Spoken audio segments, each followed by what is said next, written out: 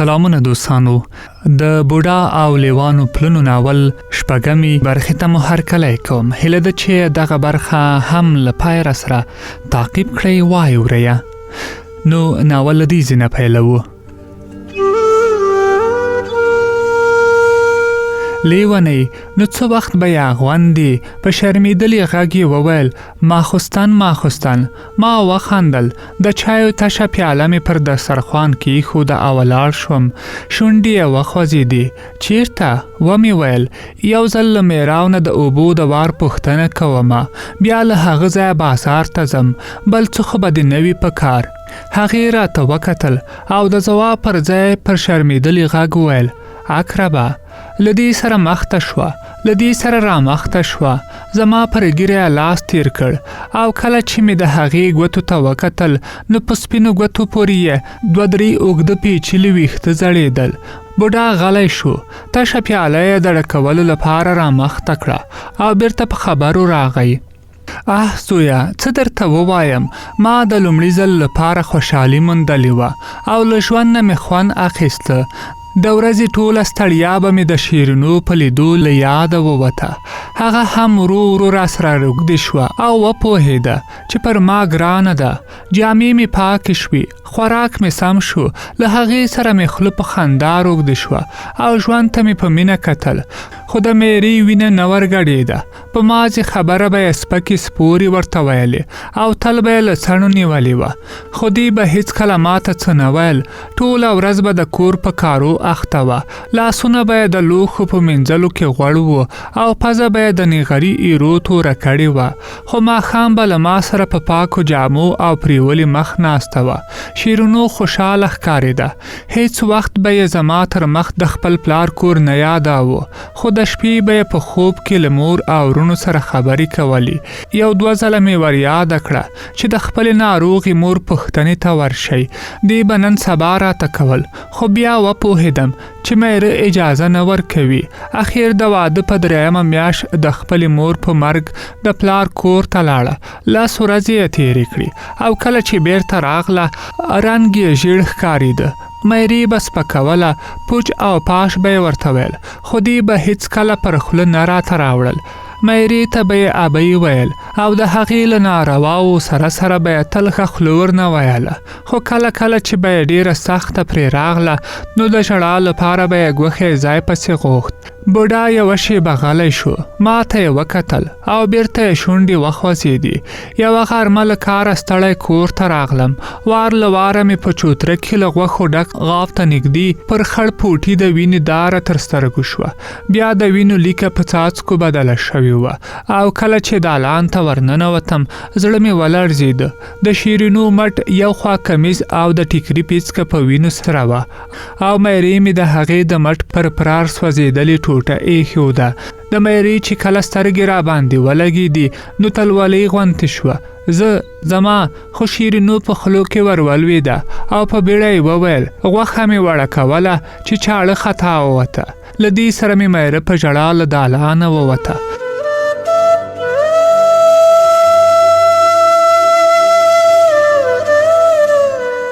په بیړه د شیرینو تر څنګ کېناستم. د وینې د تم کېدو لپاره مې د ټپ تر پورتنۍ برخې ګوتې راوګرځولې. په بل لاس مې له جیبه دسمال راوایسته او نیولی ځای مې ټینګ پرې وتاړه. هغې ته مې وکتل.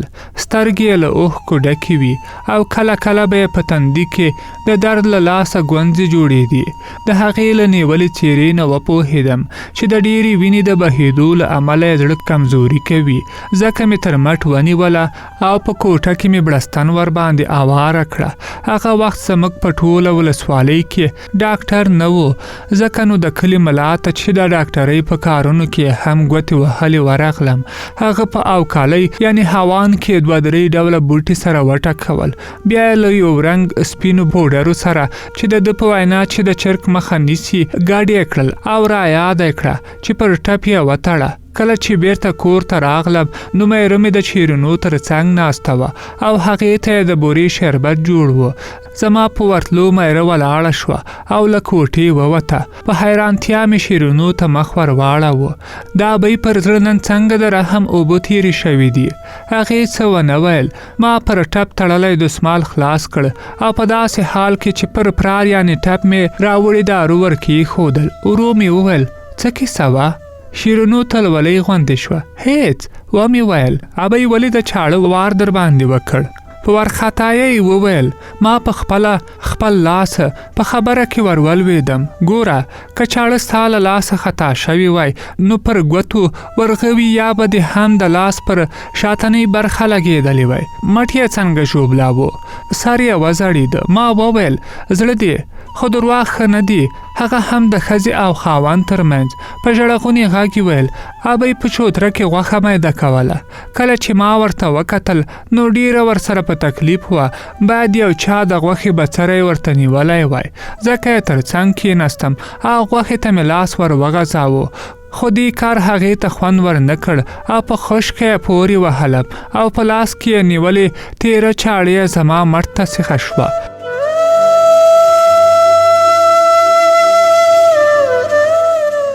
بوډا غلی شو. ما ته یې وکتل او ویې ویل زویه مینه تل میدان وړي. د شیرینو زغم او تر ځان تېرېدنې اخیر میره وشړوله. د زړه خیر یې اوښکو راویسته او د خاوند تر مړینې وروسته یو ځل بیا پر کور زړه ولګېده. نور نو په کور کې د سپکو سپورو پر ځای د خندا غږ واورېدل کېده. میرې به مې له شیرینو سره د کور په کارونو کې لاس وړ. دواړو به یو ځای ډوډۍ خوړه، کیسې به یې کولې او تر غرمې وروسته به چې کله چوترې سیوری پیدا کړ نو دواړه به پر زاړه لمڅي ناستې وي او ګریوانونه به یې جوړول. ژوند په خوښۍ تېرېده. خو وروسته ما او شیرینو دواړو ته یوه اندېښنه راولوېده. ځکه زموږ د واده 3 کاله تېر شوي وو خو اولاد مو نه کېده. تعویذونه مو په غاړه وځړول، پر زیارتونو وګرځېدو خو د شیرینو لمن زرغونه نه شوه. اخر چا راته وویل چې د غزني ښار ته یو ډاکټر راغلی، یو ځل هغه ته ورشئ. ما هم د هغه خبره ومنله. ډاکټر څه دوا راته ولیکله او څو میاشتې وروسته شیرینو په شرمېدلي غږ راته وویل چې په وجود کې یو بل زړه هم دربیږي. زویه، انسان هغه وخت د سکون احساس کوي چې اروا یې پرې قراره شي. نور مې نو هیڅ غم نه درلوده او څه مې چې لرل په هغه خوښ وم. خپل ژوند مې پر پاچاهۍ نه ورکاوه او ژوند ته مې په مینه کتل. خو هر څه بدل شول، هر څه. اخر نیکمرغۍ مخ رانه وګرځاوه. بوډا غلی شو. ما ورته وکتل. څېره یې خواشینې وه او پزه یې تر پخوا زړېدلې راته ښکاره شوه. بیرته یې شونډې وخوځېدې او پر خبرو راغی. زویه، یوه شپه مې د شیرینو په زګیروي سترګې رڼې شوې. څراغ مې ولګاوه او هغې ته مې وکتل. پر سپین تندي یې څاڅکی څاڅکی خوله پرته وه او پر غاښونو یې لاندنۍ شونډه ټینګه کړې وه. هماغسې په زګیروي کې وویل ښه نه یم. ما یې پر تندي لاس کېښودو. د څراغ په رڼا کې یې شونډې خندنۍ شوې خو ډېر ژر د درد څپه پرې راغله او په زحمت یې وویل اقربه، تبه مې نه ده، ابۍ ته ووایه. وپوهېدم چې خبره څه ده. تر سر ایښې خولۍ ته مې لاس ور وغځاوه خو د ولاړېدو پر وخت شیرینو تر مټ ونیولم. هغې ته مې وکتل. سترګې یې له اوښکو ډکې وي او پر شونډې یوه مړاوې مسکا پرته وه. له درد سره یې په شرمېدلي غږ وویل اقربه، ته بیا مه راځه، د ابۍ په کوټه کې پرېوځه ښه. یوه شیبه یې تر مټ نیولی وم. په ځیر ځیر یې راته وکتل او له یو درد سره یې زما لاس پرېښوده. ما پر تندي ښکل کړه او ورو مې وویل لیونۍ، مه ورخطا کېږه، خدای به هر څه سم کړي. له درد سره مې سترګې له اوښکو ډکې شوې. دالان ته لاړم او په توره شپه کې مې د میرې د کوټې ور وټکاوه. د هغې خوابولی غږ مې واورېده. څوک یې؟ ومې ویل زه یم مالک. د اورلګید د لګېدو له غږ سره مې د ورو په چاکونو کې رڼا ولیده. مایره مې دروازه خلاصه کړه. دا پوهېده چې خبره څه ده، ځکه یې څه ونه ویل. ما لاره ورکړه او هغې زما د کوټې د ور لاستې ته لاس ور وغځاوه. زه د مایرې په کوټه کې اوږد وغځېدم او په فکر کې ډوب شوم. ساعت نیم ساعت به وتلی و چې د مایرې غږ مې واورېده. هغې ویل چې شابوګۍ راولم. شاپو زموږ ګاونډۍ وه او د کلي ډېرو ښځو د دې تر لاس لاندې ماشومان زیږولي وو. ما هم څراغ واخیست، د باندې ووتم او د ګاونډي د انګړ دروازې ته مې ډبره ونیوله. شیبه وروسته مې ورخطا نارینه غږ واورېده. څوک یې؟ ځان مې ور وپېژنده. دروازه خلاصه شوه او ګاونډی مې وپوهاوه چې د څه لپاره راغلی یم. هغه کور ته لاړو او شیبه وروسته شابوګۍ د لاټین په رڼا کې ښکاره شوه چې په کړوپه ملا زما خواته را روانه وه. 3-4 دقیقې وروسته بیرته د مایرې په کوټه کې اوږد وغځېدم او بډۍ زما کوټې ته ورننوته. خو دا ځل مې د چنګوښو په کروړه د شیرینو زګیروي او یوه نیمه چیغه هم واورېده. د هغې چیغو زما په زړه کې ستنې تېرولې. ځکه مې یو غوږ په توشکه ولګاوه او پر بل غوږ مې بالښت کېښوده. ښه شیبه نوره هم ووته او بیرته یو دم نیغ کېناستم. په زړه کې مې خوشحالۍ منډه واخیسته او په غوږو مې د یو ماشوم د ژړا تېرې کوکې ننوتې. بې اختیاره مې پر درۍ تندی ولګاوه او د شکر پر سجده پرېوتم. خو یو ناڅاپه مې د مایرې کوکا په زړه کې غځېدلې خوښي بیرته راټوله کړه. زړه مې له خولې راووت او په توره شپه کې مې پر تړلي ور منډه ور واخیسته. سر مې پر دړه ولګېده او د شا پر تخته پرېوتم. بوډا غلی شو او کله چې ما ورته وکتل مخ یې د ورسۍ خواته واړوه. ورو یې وویل لکه چې بیا واوره پیل شوه.